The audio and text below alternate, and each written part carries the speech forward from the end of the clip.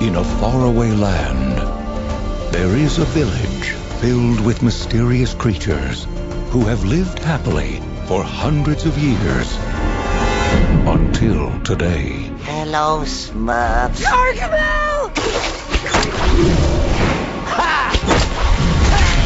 Now they'll have to escape. Anybody reading these signs? To a world they've never imagined. Oh my Smurf. Fuck a Smurf. Not Smurf. Yeah. Not this Smurfs and all that. No, fuck a Smurf. How does one fuck a Smurf? Actually, because don't you have to grab about 8 of them together and form them into one? Yeah. Well, Corey and Leon couldn't fuck a Smurf. I might be able to. But let's call a moratorium on the Smurfing anything, using that as an adjective. You're like, no. Hey, Smurf you don't tell me what to do. That's why I said that. That's why I was like, I ain't Smurfing nothing. He's either gonna fuck a Smurf, shit on a Smurf, do any of that, because I ain't doing that Smurf shit. You know, I'm getting tired. I read so many reviews where it's like, this movie is Smurfs. I'm like, get the fuck out of here. Yeah, that's clever. Yeah, that's clever. Yeah, we all looking at you because we knew you'd be the first one to do it. Captain Obvious cliche over here. Oh, go man. Smurf yourself. Don't let them Smurf you like that. But man, that you know is what? why you fail. Yeah, I thought I was doing something good too by putting into it. I just created a monster. Yeah, you did. Honestly, I'm being a little harsher than I need to be because I didn't hate this. I'll be honest with you. I did not hate this at all. I didn't like it, but I read so many things about this where they said it was mean-spirited and it was kind of almost a way just to get all this adult humor in there to go over kids' heads. And I didn't see it like that. I just saw it kind of dull. It's not like there's anything redeeming about it per se. I mean, it's crap. It's just pointless mass marketing product placement shit.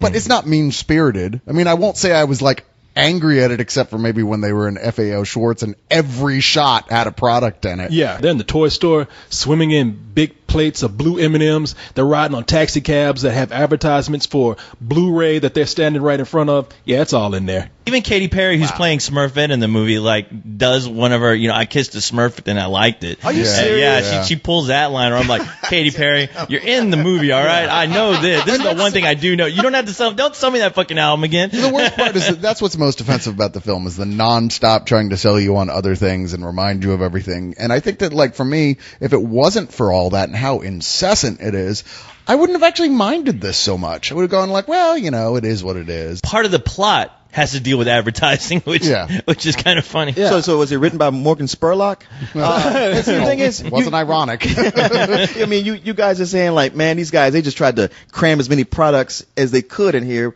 But for all we know, these companies were beating down the door to have their products associated with Smurfs. Well, I'm sure everybody loves Smurfs. I'm sure they were, because Smurfs used to be a billion-dollar industry. Yeah. See? They were huge, and they're like, the time of Smurfs may have returned, and we are going to cautiously place our products in it just in case. The key word in that sentence is used to be. Well, I don't understand how that happened before. I mean, I was never a fan of this cartoon. Smurfs are a huge phenomenon. I mean, they before the 80s, they were huge. I mean, they date back to the 50s. Well, yeah. I mean, I used to be a big Smurf enthusiast back in the day. I love Smurfs, man. Really? Have you looked around his room? Back in the day, I used to collect a lot of Smurf stuff. I used to have the cereal. I used to have stuffed Smurfs. I used to pick up midget prostitutes and paint them blue. I used to love the Smurf. I had the Smurf ColecoVision. You remember the ColecoVision game? Of course. That was actually a good game. I'll hand it to you. The Smurfs game was a good game. Used to go to bed dressed up in footy pajamas, no shirt and a hat. I mean, I used to dress up as Papa Smurf going to bed. That's today. I grow my gray beard out. That's kind of creepy. Put on some red pajamas, look like an old miner. What the fuck is wrong with that little kid over there dressing up like Papa Smurf? I used to love the Smurfs back in the day. I used to know the history of the Smurfs. That's why I said Smurfs used to be a huge industry, because back in the day, the Smurfs were created by Monsieur Pierre Colliford as a spin-off to another comic book originally. What was? I did not know that. They were sorry? Asterix and Obelix? No, it was a totally different comic. Okay. I can't remember the name of them, but they showed up as characters themselves in the Smurfs cartoon and everything. They were like two humans. Oh. And it was their book, and the Smurfs were minor characters in there, and then Smurfs got their own spin-off and outshadowed completely the original comic book. I know who you're talking about. Johan and Pee Wee. It was, and they were in the Smurfs cartoon. Yeah. Dark-haired, tall one, and then he had a short, blonde-haired sidekick. Yeah, exactly. Yeah. Yeah. Okay, so Damn. that cartoon was first. That's huh? what started. Also, did you know that the first people ever to do zombies were the Smurfs? Get They outta here. predated Night of the Living Dead. There was a zombie Smurf story. I think, Tom, you can see in Dawn of the Dead, Tom Savini. He definitely had the purple, with the blue zombies for a little while. Yeah. Well, yeah. You're absolutely right about that, man. You know a lot about fucking Smurfs. I dude. read Wikipedia carefully today. God, Actually, damn. you're right about that Smurfs zombie book. I thought that was a joke. Yeah, that's 'Cause real. that went around recently, and Yeah. I thought, is this real? And so that is real. No, you can find the whole thing online. It's like this thing would make them turn purple, and they would go and try and bite the other Smurfs. And if you got bit by one of the purple Smurfs, then you'd become sort of animalistic and turn purple and try and bite more. So it was Wow, it was okay. fucking 'Cause- zombie Smurfs. Yeah, because I was about to say the whole zombie thing. I was like, man, okay, you're going a little too far. But when you're throwing Smurfs in, I was like, maybe they haven't gone that far because that at least that sounds interesting. I would have been excited about seeing that Smurf movie. Oh, easily, yes. Now you sit up and you talk about Smurfs. Even George Romero was influenced by Smurfs. I know he told me. So You mean just now, speaking in your head? Yeah. co-host? Even I love Yeah. the Smurfs. A lot of things happen in my head while you guys are talking. Oh, fair enough. No. So Smurfs, I thought were very cool. I mean, they had a long, rich history, which is why I'm looking at this movie and I'm thinking, I'm not going to say you could have had like a really deep, I don't know, it's smart, intelligent Smurf movie, but you could have had more than what they did here. My problem with this film is that it's just lazy. Whenever you get a property like this and you don't know what else to do with it, just take it to New York. And when they get to New York, the big joke will be, oh, New York is so crazy that not only will these creatures get into all these adventures, but hardly anybody's going to notice them. And then, like you said, there's tons of places for advertising there. I mean, when they get to New York, it's they do exactly what every movie has these characters do. They ride on the subway. Yeah. They run into crazy people on the street who think it's normal for them to be there. They go to FAO Schwartz. What I mean? Surprisingly, that was the only landmark they visited. I was waiting for the Statue of Liberty or something else, like the Empire State Building. Just going, oh God, here we go. But thankfully, they stopped with FAO. I was waiting for that scene like in The Godfather, like when Michael Corleone's looking out, he sees the Statue of Liberty as soon as he's coming into the fort. I was waiting for the Smurfs to do that, like a migration or something. But then I was like, oh, they're throwing in this whole like time warp suction hole or something. But okay. But the thing is, the problem with this movie too, and I'll let you know, is that at the beginning, it starts off pretty cool, like pretty interesting, like you'd imagine. Like, all right, I finally get to see Smurf Village in live action. Cool. See Smurf Village. See Gargamel. See Azrael, the cat. And then all of a sudden, once again, it goddamn pulls a He-Man on me. Yeah. Where I'm like, you know what? This would have been far more interesting if you would have kept shit here on Smurf Village, because this is why I'm coming to see the Smurfs. And then they get sucked into the real world. They get sucked to Earth. And I'm like, I don't want to see that. Yeah, This has been done to death. I've been to New York once, and that was enough. And I was like, that's great. See all the buildings and stuff, but I've seen this in a billion other fucking movies. One of them's Alvin and the Chipmunks, where, it's all of a sudden, it's like they're trying to modernize and make the Smurfs hip. And I'm like, all right, now I don't give a shit. And you know what? Kids don't give a shit. So it would have been better had they gone and just made it pretty much Avatar 2. Yeah, easily. That shit would have been a And they just live blockbuster. in Smurfs Village the Yeah. whole time, riding mini pterodactyls. What would've James been- Cameron would have fucking be directing the sequel right now. What would have been better is if they had not made it at all, in fact, because it's the fucking Smurfs. Why can't they just be a comic book? It has and a following, cartoon? dude. It has a following. How are they not? I mean, they're still smelling. I don't know if you've been to a store lately, but like it seems like in the past 4 years, I've been seeing like this whole resurgence of Smurfs. I mean, they're even putting the toys back out. Not just because of the movie. I've seen Smurf toys before this movie even was like talked about, honestly. But yeah, I mean, they're still popular. I still know people that collect this shit. The cartoon is very popular. It's been described as crack for kids coming up in the 80s. It's just a bunch of Smurfs, like 100 of them, who all have one father, Papa Smurf, and they all have different personalities. And getting these adventures, running from Gargamel and his cat Azrael. And the movie actually kind of follows close to that when it starts out. They are hanging out in Smurf Village. They got these little houses made out of peyote, and they're walking around doing their own thing in a little Smurfy way. And it's Hank Azaria is the Gargamel. Right. And even Hank, when he comes in, I'm like, all right, you know what? This you could say that this is kind of somebody who just has, I guess, no shame doing this, but he actually did a pretty good Gargamel if he kept up with the cartoon back in the day. He was the funniest thing about the movie, honestly. Seriously? Every scene he was in, I was laughing. I don't think I laughed per se, but I will hand it to him that he was shameless in the best possible way he could have been. He totally dove in. He was clearly having fun with it. There's scenes that felt like he probably just made up on the spot, and they're like, oh, that's good, let's get that. And those are the high points of the film. Yeah. Oh, I'm Papa Smurf. I'm the head of a small group of blue people and live in the forest with 99 sons and 1 daughter. Nothing weird about that. No. Totally normal. But all of that is about to change. Asriel, that's your cue to pounce on the miserable beastman. Some kind of a rage-induced feline frenzy. Good, get more rage. Hey, but don't go crazy. These are the only puppets I have. I am not obsessed with Smurfs, thank you. Because I need them. It's only by capturing the little wretches and extracting the happy blue essence that my magic will finally become invincible.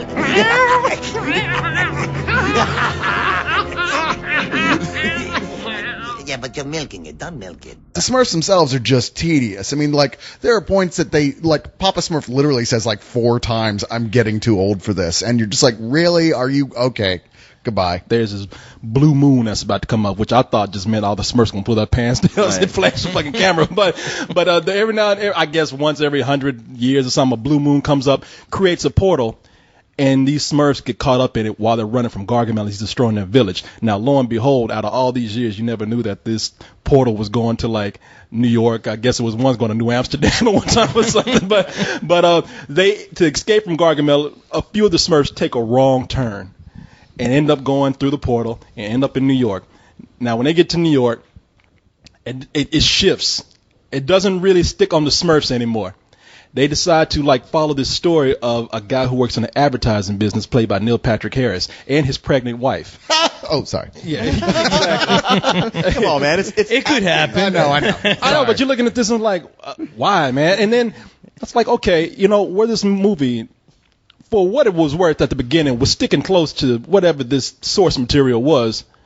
All of a sudden, once they introduce the storyline, they don't know what to do with the Smurfs.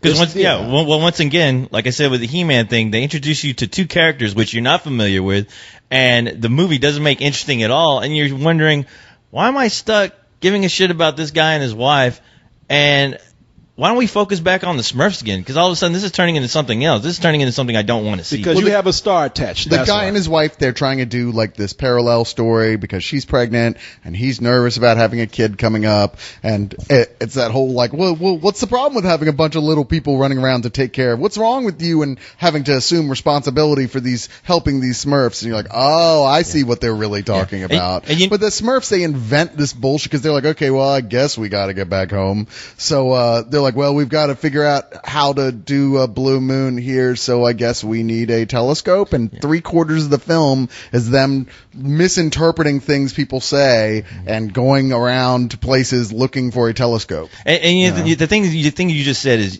they needed a star. Yeah. They already have a star. It's called Smurfs. I mean, the Smurfs made a shitload of money on being exactly who they are. Not necessarily Neil Patrick Harris. A lot of little kids are going to run in here. I'm sure they're going to know who the Smurfs are before they know who the fuck Neil Patrick Harris is. Dude, how does Smurfs more popular than Doogie Howser? Come on, it happens, all right? That was 20 years ago, right?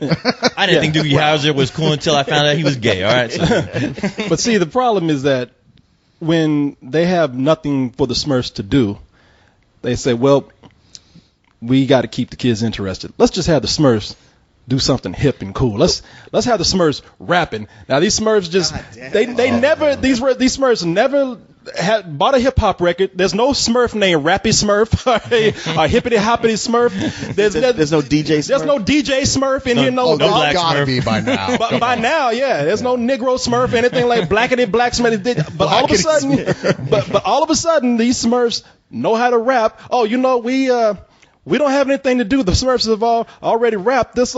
Let's have them play Guitar Hero. Hey, the kids love Guitar Hero. Let's have the Smurfs play some Guitar Hero right here. Well, let me ask you this: do they tear up Neil Patrick Harris's house? By accident. They have the, Yeah.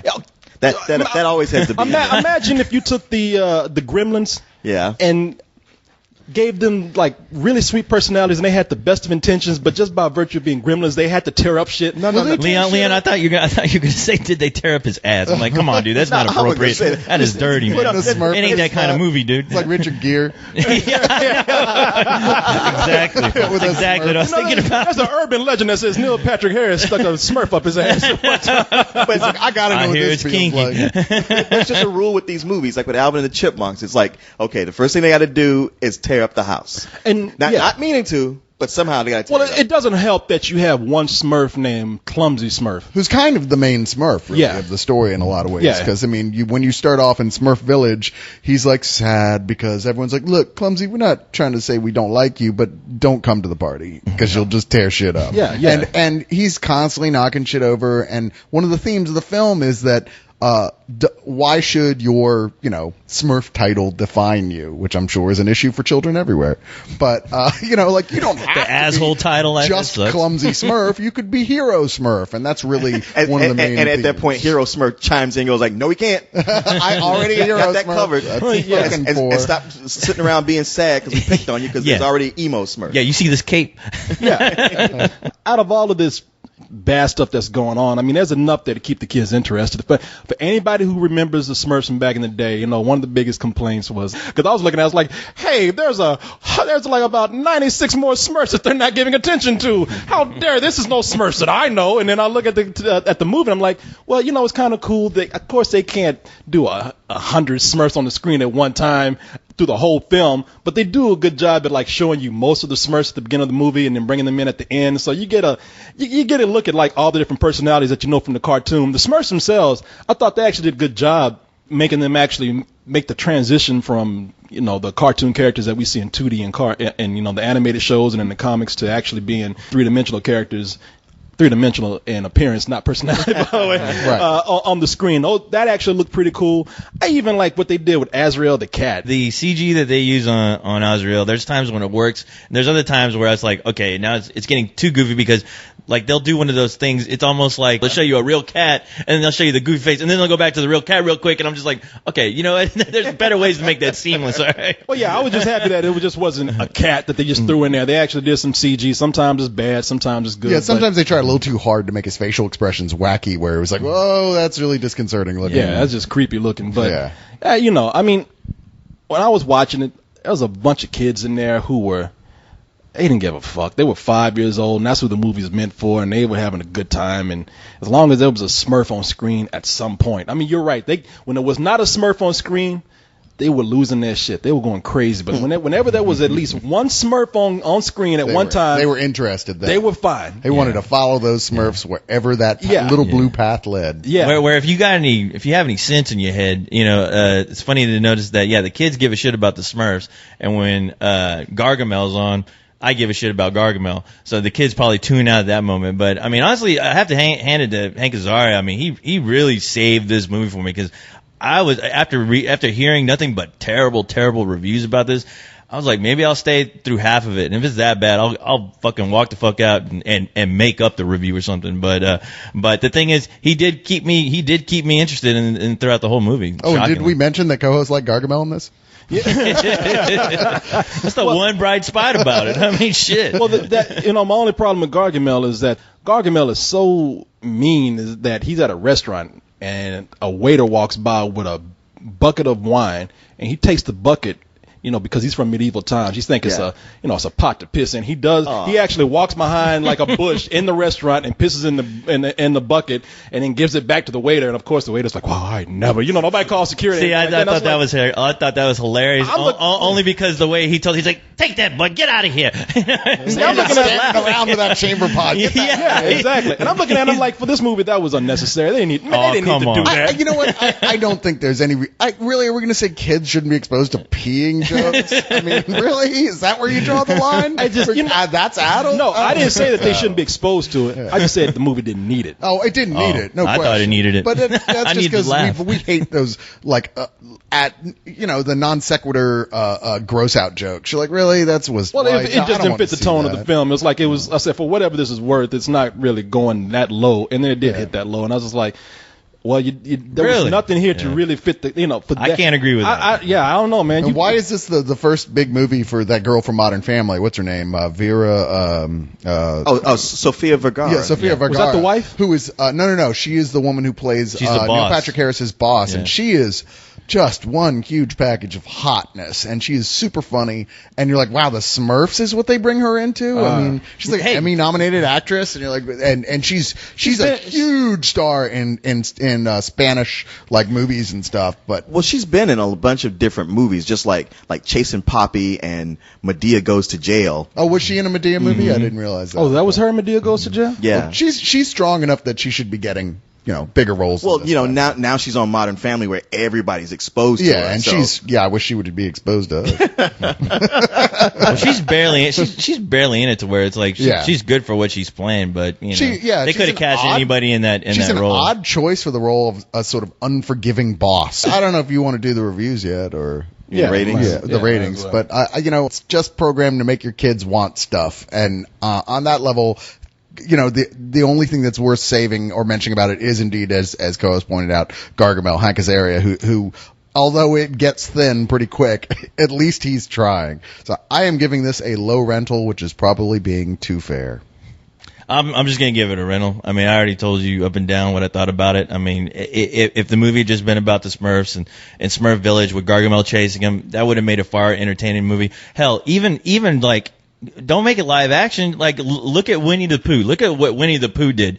Just make a really fucking gorgeous looking, like, 2D animated Smurfs movie. And boom, right there. There you go. You got it all there in that package. But no. Also, Winnie the Pooh did was debut at number 6. But you know what? At least it would have kept its goddamn integrity, all right? At least Smurf fans would have gone, all right, of course, who in the fuck is going to come see this? Except me. But you know what? I got a good movie out of it. So, yeah, it's just a fucking rental.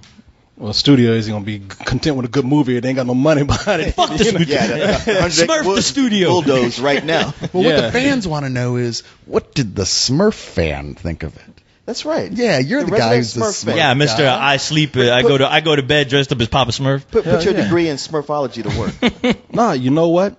Like I said, I realize that there's something here that's charming about the Smurfs that they could have made a movie with. And I think that they just sacrificed that to just make the Smurfs a little bit too hip. Like I said, I saw that poster with Papa Smurf wearing shades. Yeah. And I said, you know what? Papa Smurf would look at this and just say, I would never do that. And I never signed on to this. And it hurts. It hurts to see that, So you drop enough Smurf hookers on anybody, and they're going to sign at some point. Yeah, enough Smurf blow and. Hey, man, he had to pay the mortgage on Smurf Village. Yeah, but you know what? The bank was going to foreclose. He said, small enough they could have done it in an hour. Papa Smurf said, "What you talking about?" With shaking my head, I need to get paid too, bitch. Shit, you goddamn right. I took this check. I got 100 kids to support. Yeah, exactly. Went on top of a mushroom and said, "I'm selling all you motherfuckers out today." You didn't ask us, Papa Smurf. I ain't gotta ask you a goddamn thing. Y'all want to eat? A little mushroom house you got? That's a mortgage, bitch. So I don't blame. The Smurfs are doing this. I actually... the actual Smurfs didn't do this, right? Don't you ever say that. You shut your goddamn mouth. Film me, Smurf was shitty. Hell yeah. No, I did not hate this, like I said. I saw the points where it was faithful to the creation of my man Peyo out there. I really enjoyed the beginning of the movie. There are certain parts where I thought it was sweet within when they were in New York. This whole thing of relating to Neil Patrick Harris's family, the relation that Clumsy Smurf formed with the wife and everything. Which, by the way, I wanted some funny business going on when Neil Patrick Harris wasn't in the house. Who played his wife? Oh, that's a good question. Who did play his wife? Jamie Mays. Oh, I don't know her. She's cute. Yeah. She's kind of wide-eyed and like, oh, isn't everything wonderful? She's that kind of person. Yeah, she's kind of got a gizmo face too, but she's Yeah, but she she's does. cute. Yeah, she does. She's the she looked like Gizmo. You're right. Yeah. Less fur, perhaps. Yeah, no, not as furry. Gizmo got a perm, but Damn. but she They no, go from a don't get me feather wrong. face to a gizmo I'd face. still fuck her. yeah.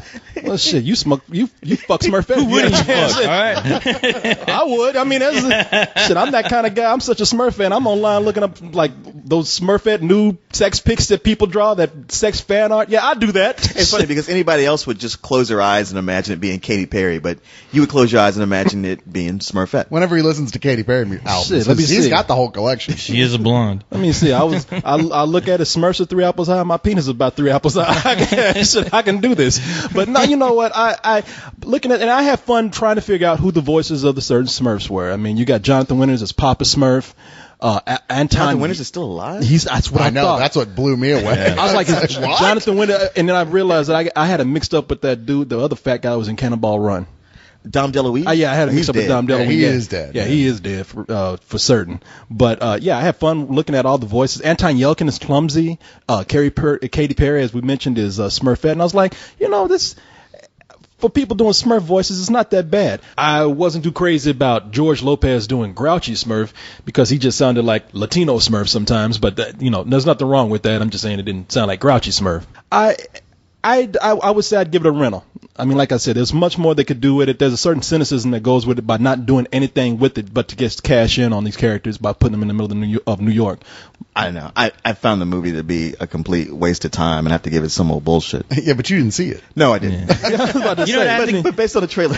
You don't have to give some old bullshit too, by the way. The fact that Paul Rubin was in this movie playing Jokey Smurf, and he is not even, he's like used for like a minute. And I'm like, really? You pulled Pee Wee Herman out of bed to come do this one like take that took like a minute to shoot, and you're not going to use him throughout the rest of the film? They really? did that with some other people too. They did that with Jeff Foxworthy as Handy Smurf, Which we're not complaining about. Yeah, I'm not complaining. Yeah, I'm not worried about him. Yeah, but still, Pee Wee Herman, come on. But wait a minute, the great Wolfgang Puck as Tasty Smurf, Shefty Smurf. I don't know, Shefty. Yeah. They used him. And I'm like, man, they I was surprised that they got these people to come in and just do like these small cameos with Smurfs that you hardly ever see in the movie. Yeah. But yeah, it's cool. I often tell people like, they have people who come out and they say, and this is not a joke, where they say, this person is suing this other person here because their song sounds too much like my song. And I'm like, those coincidences happen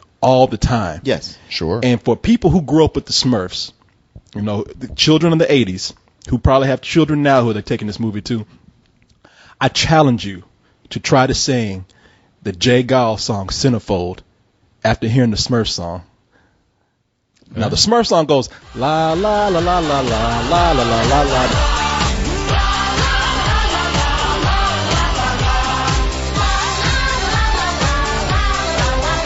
Now, if you sing the Jay Gall song Centerfold, there's a part in the middle of it where it goes like.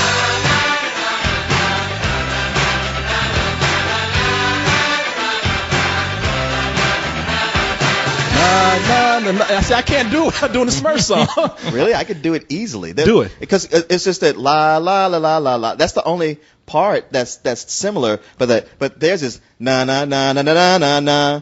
And the other one is what? La la la la la la la la la la la la la. Yeah. It's completely So different. you fucked that all up. Yeah. No, it's Fuck that Smurf song all up. I mean, it's way different than Just stop. Ice Baby and Under Pressure. I wish the best of luck to that lawyer. Exactly. But thinking about it, though, I was like, wow, you guys mentioned something earlier about Papa Smurf with all these goddamn kids. I was like, is Papa Smurf like the old dirty bastard of like the Smurf village as far as like, I would like to see a movie where he actually gets in the limousine after this movie makes it really big, and he's going to go cash his welfare check with his fucking kids in a limo, with all the Smurfs in a limo fucking just packed in there. The Smurf village is Section 8 housing. All right.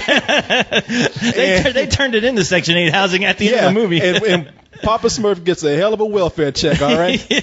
Because all of those are his kids. Now, I don't know who he's fucking to get these kids right here. Well, a better question is, what government is Smurf Village under that would be paying welfare? Don't worry about that. That's too much. Oh, that's too much. Look, thinking too deeply. You thinking too deep about that. Wait a minute. You're the one bringing up Papa Smurf getting welfare. Leon. Actually, they've established that Smurfs are magically created. Even I know not just the girl Smurf who was created by Gargamel, but the rest of them, Papa Smurf created through magic. The real question is, where did Papa Smurf come from? Huh? Did that blow your mind? That did. That All blew my right. shit. See, that's something for the X-Files Well, Leon, right there. You ask all these questions. All you need to know is that Papa Smurf take care of his babies. Ain't no deadbeat dad there, you know.